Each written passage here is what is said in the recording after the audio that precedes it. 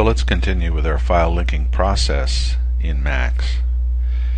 Let's go here to the File menu and go to the File Link Manager.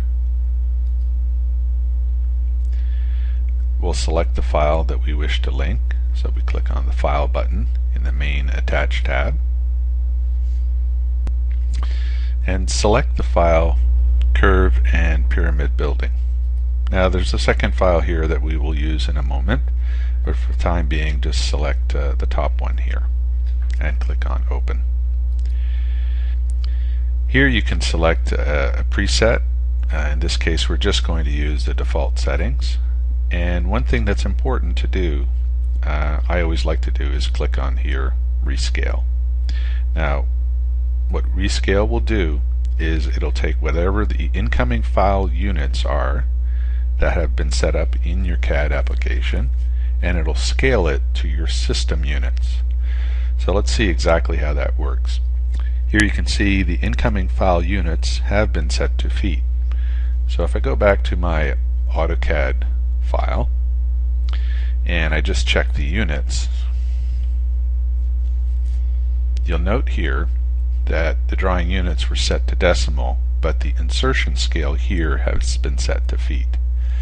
So that's what 3ds Max is detecting as it brings the file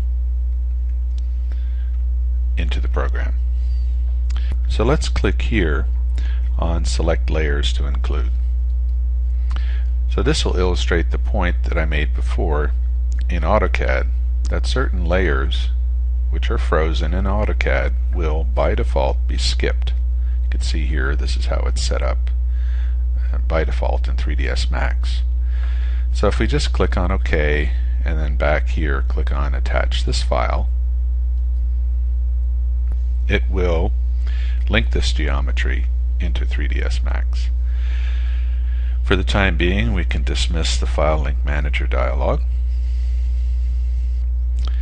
and now let's look at a couple things. Let's first check the units. The units here, the system units, had been set up already at 1 foot.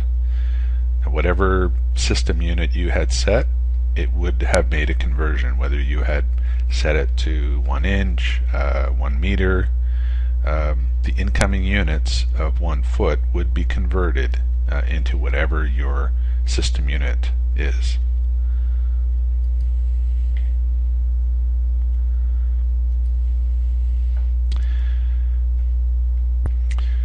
So if we went and just checked this visually in our viewport,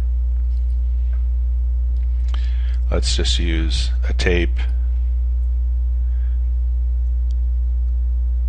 and create a tape here. You'll notice here that we have approximately 100 feet.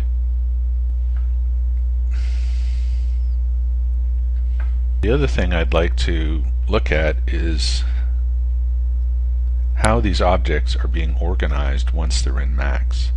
So we'll come here just under this View pull-down list, and we'll right-click and we'll select Layers to get the Layers toolbar. Now one thing you'll note if you click on the Layers list is you should recognize all of these layers to be the same layers that were in the AutoCAD drawing.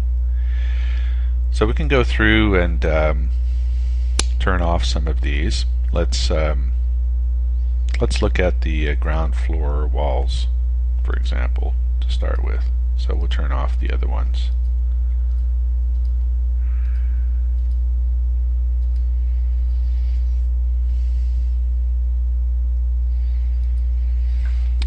So what you would see here, and I'll switch to a user view in that view here, and maybe enlarge that so we can see it more easily, is this is one object, and you can see the column and the walls here have become one object.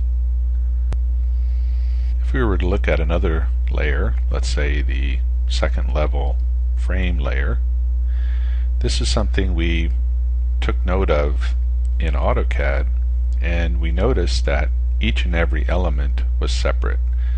Now if you click on this, you'll notice that this is one big object, and if you move part of it, you move the whole thing. So layers have essentially been converted into objects, and on top of that they have been placed under individual layers as well. So the last thing I want to do before we do this all again is I'd like to bring back this ground floor walls layer and look at this column. So this is a round column, and you can see what has happened to it when you have linked this is it has faceted the circular column into facets. This does not appear in AutoCAD like that. It in fact was just a circle which was extruded. So this is a bit of a problem. Obviously we'd like to have this look a lot more rounded, make it look a lot more attractive than it appears right now.